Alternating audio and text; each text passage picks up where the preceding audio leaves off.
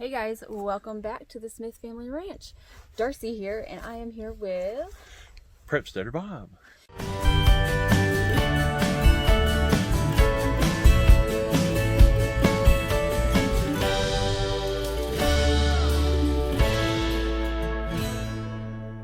He is here to teach me about super soil in my garden, and hopefully it's going to make my garden absolutely wonderful.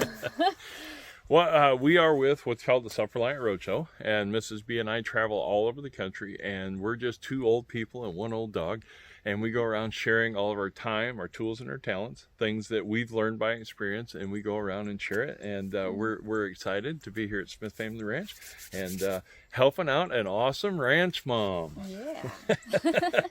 One of the questions she had was she has a hard time with her garden, and so looking at what she has here, it's a problem. What we're going to do is show you how some things that I learned a lot of years ago. I quit gardening, I quit raising animals, I quit doing all that stuff. All my attention and focus went into what does the soil need. If you learn how to make living soil, everything else is easy. And so that's what we're going to do today, is talk about the elements of it, parts of it, and why we do what we do, and then help you get super soil and watch your plants just explode. That is what I'm excited about. Alrighty, so this will be fun. It'll be a continuing series, so enjoy. Watch this. All right, one of the first things we're going to do in building super soil is we're going to understand the difference between and rates of decomposition. There are two ways for organic material to break down, and that's what makes super soil. As the soil is breaking down, the microbes that are in there, the excrements they're giving off, the plants can take that in immediately. So it's like super fertilizer for the plants. A lot of times people fill their beds with compost. Well, the problem is the microbial activity is already done. So the nutrient density there is pretty close to zero. So what we're doing is we're going to build a bed, and we're going to put the organic material in here and let the decomposition start in the bed. Once the temperature of that gets down below 100 degrees, then you can put all your plants in. Okay. And then what you're going to do is keep adding more organic material on there as your mulch or as your bedding. And all that microbial activity will just keep right on going up through and eating. And then as it excretes the urea and stuff from that, it goes straight to the plants. So what are the organic materials? Organic materials, there's basically three types. It's anything colored black or brown or green. And you just have a mixture of the three. It's like feeding, you know about teenagers, right? Yeah. It's like feeding teenagers. The more things you have on the buffet, the more they fill up their plate, the more they eat, the more they get done. Okay. So the other thing is there's two types of decomposition. There's aerobic and anaerobic decomposition. So the black material we got, that was done by anaerobic decomposition. They had those great big piles of material. The oxygen can't get into it, so that's a different kind of microbe that breaks down large pieces without oxygen. The reason the beds are no more than 12 inches thick is anything less than 12 inches, the air can get to it. And that's called aerobic decomposition. So we want those kinds, because those are like the teenagers of decomposition. They're fast, they're hot, they're continuous. I like that. Well, not all teenagers that way, but you know what I mean. I just like your analogy of it. Yeah. So what we're going to do is put these beds together. They're simple 4x8 beds. We'll just screw them together. We'll throw in 1/3 black, 1/3 brown, 1/3 green. Mix that all together, and we'll let it set. And aerobic decomposition happens in 4 to 6 weeks, where anaerobic decomposition takes 3 to 12 months. Oh, wow. So this is a much faster process, but you can put your plants right into it once you wait 4 weeks or so, and we'll talk about that as we get going. Now, can we do this type of breakdown in our compost pile too? Like we have a compost box, or are we gonna stop doing compost and bringing it over here? No, you can do both, but in a compost pile, it's usually more than 12 inches thick, so that's anaerobic decomposition. So anything that's larger, anything that you know, just kind of yucky or whatever, you put in there and let it break down over the next 12 months. Okay. and then pull that out. But this is for high-speed decomposition because I want it to break down as fast as possible so that my plants can take advantage of it immediately. Okay. And I mean, for us, last year we did green beans. In 50 days, they were 9.5 feet tall. Our cabbages were 21 pounds a head in 50 days. Because you got to remember, as it's breaking down, that living soil is eating, and then excreting into the soil. And that excrement is exactly the same size that the plants can take up immediately. Okay. So that's what we're going to do. That was easy.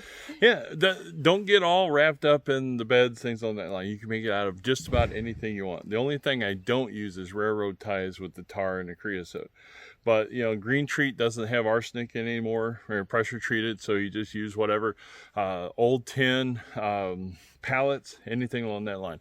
Just build the criteria is no more than 12 inches thick. Okay. Because you want that oxygen to get in there. Now what we're going to do is go around and find some brown and green material, just kind of put it in like a salad bar, mix it all up. Okay. We'll put a little bit of compost on top, and then that's when the magic happens. All right. Let's go get some material.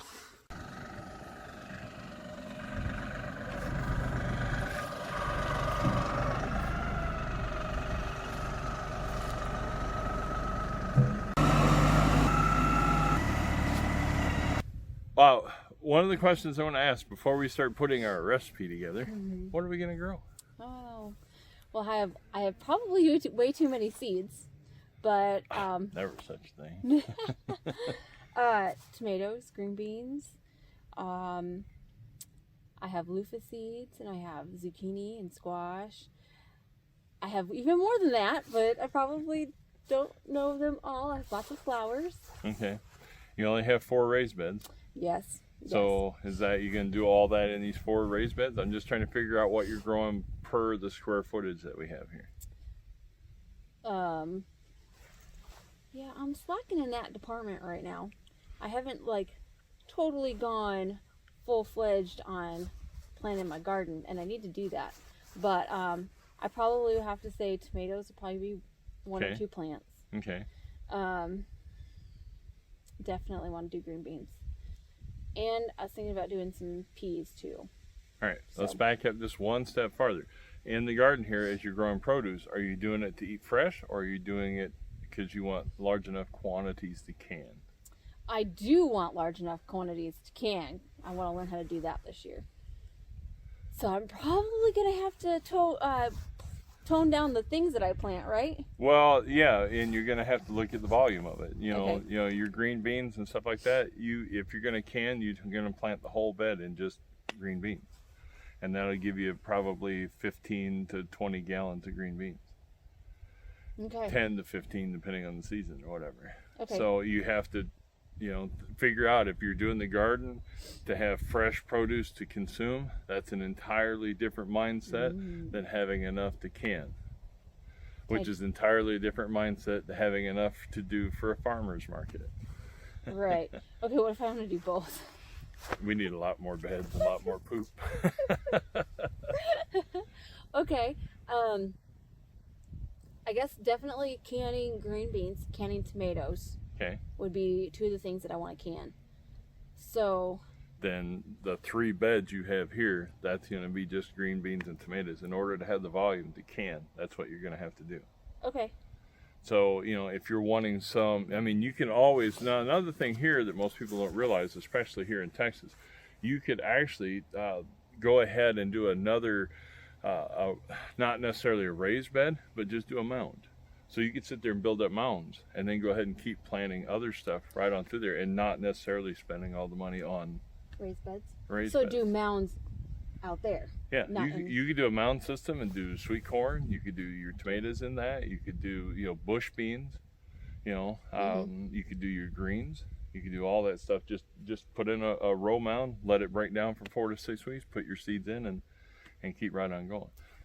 And is that the same concept as this? Same concept, except you're just doing a mound. So, your centers would be your nutrient-rich zones, and then the outsides would be a little bit less. So that's like you would put corn down the center and then put your greens on the sides. Okay, you know what just happened here? What's that? Mind blown. So many options. I know. That's what you have to narrow down and figure out what you want to do, and then plan your garden accordingly. Yeah. You know, now need to sit down. I'm just speaking from experience, because when we did it with we had 2 kids, and we did a farmer's market, so we did 5 acres. It would have been, this whole pasture was the size of our garden. That's how we did it. Yeah. And all this we had brought in by semi-loads. That's a lot. And that's a lot. That's a lot of a lot of crap. Okay. So it's just, you know, it's basically what I tell people is look at what organic materials you have as your resource, and then you're going to figure that out. You're going to buy 12 inches, figure out that volume, mix that all together, and then each bed grows a certain amount of produce. A lot of times people have 10 different things in one bed. That's fine if you're just cutting it to eat fresh. Right. But it never will produce enough yield to actually can, because then you need volumes. Okay. Something to consider. It is something to consider. So I really do want something I can eat, Okay. but I also want to learn how to can. Okay. So I'm like torn on what I want to do. Now, can I have just one bed that I have a bunch of different things in? Mhm. Okay. Well, what I would suggest, you have 4 raised beds here. You got one that's half garlic already. Yes. So let's go ahead and we'll make these 2 beds we built will be like 1 for green beans, 1 for tomatoes. Okay. And that'll give you enough to learn how to can. For a Okay. family of 4, it's not enough food volume, Right. but that would definitely give you enough quantity that you can, you know, 20, 30 quarts at a time. Okay, that's a lot. But Oh no. it's not? No. We usually we can between 250 to 400 quarts Oh, wow. for a family of 4. Okay. Because you wanted that to last all winter. The last 12 months. Right. Okay. See, that's why most people talk about being self-sufficient, and it's like I don't think they realize the volume that it takes. So Totally didn't realize the Yeah. volume it takes. welcome to the country. Yes.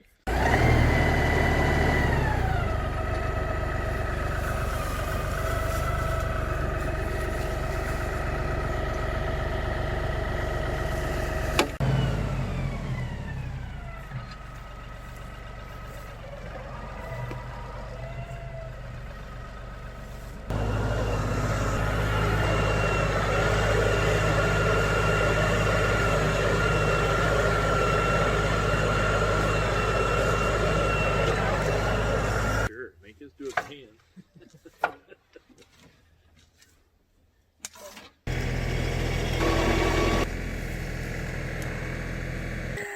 Okay, guys, thanks so much for coming along with us. Mr. Bob here has helped me so much with my garden and showing me how to make super soil, and I can't wait to take this on, you know, further as I continue to grow my garden and learn more about this. I can do it. Yeah, and the only thing is we ended up putting the browns and the blacks in. Some of the raw manure, you know, in different stages would be considered green if it's more raw, brown if it's a little bit more dried out. So we got a little bit of everything in there. It's just going to break all down inside the beds. We did not, you just don't have any green flush yet, so we don't have technically green in there. So in the next week or 2 as it starts growing up, get you a couple bucket loads of green, anything, clover, grass, and as long as it's green, and just mix that in, you know, with your fork and mix that in, and then let that break on down, and that'll start heating up, and then decomposition will happen right here in the bed. And as that decomposition starts slowing down just a little bit, when the temperature is cool enough you can put your hand right on top of it, you can go ahead and plant seeds. Okay. For plants, I usually dig down a couple inches, and if it's not too hot to my hand, a couple inches down, then you can go ahead and put you can transplant plants in there. Okay. Yes. And then the other thing too is once that's breaking down and it's really going, you can use, you know, waste hay, grass clippings, old cow manure, things along that line, and use that as your mulch right around your plants. Because as that decomposition breaks down below, you know, you're giving it more food up on top. Okay. So I got this. you got this. I know you do. You not a problem. And you can. And that's the best part about Self-Reliant Roadshow. Just call me. Okay. I'll talk you through it. Okay. I might need to. If I forget. Oh, Or- you'll do fine. Good. Okay. Make sure you're down in the comment sections down below. Give her some words of encouragement and let her know, watch the series, and she'll be able to show you in the next several weeks in a matter of progression how her garden's doing. Yeah. This will be awesome. Yes, I'll for sure be doing an update video on this. I want to see how it progresses. So, yeah, there goes my garden. It's going to be over taller than I am.